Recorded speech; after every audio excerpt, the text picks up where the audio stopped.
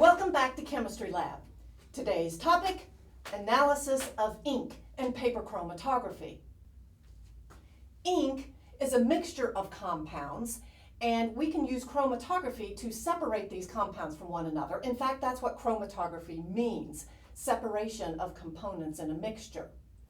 Whether we are talking about ink in a regular ink pen or ink from a pen like this one, it's made up of different compounds that can be separated from one another. When you're in the lab, you will have several different strips of paper and a lot of ink pens.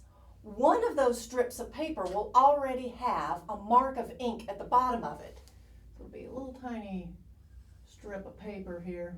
Didn't draw that real well, but it'll have a line of ink close to one end. And there will be beakers that contain a lot of different pens, and your goal will be to try to find out which pen made the mark on this piece of paper.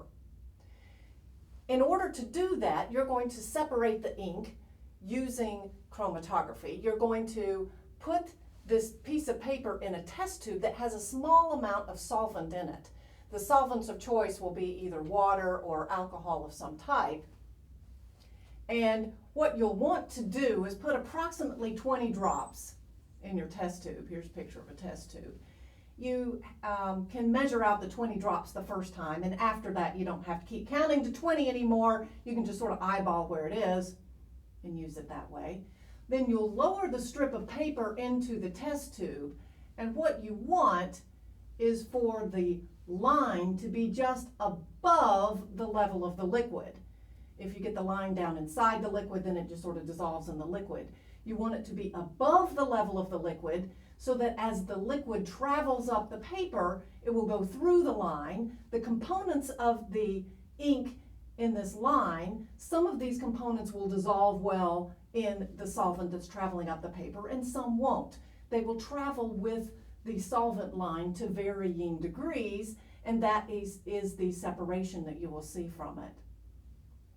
You will set up several different test tubes because it depends on how many ink pens you have to compare, but you want to look at the unknown ink sample and several different known ink samples all in the same solvent system, and you'll be looking for the best match of the known pen to the unknown sample.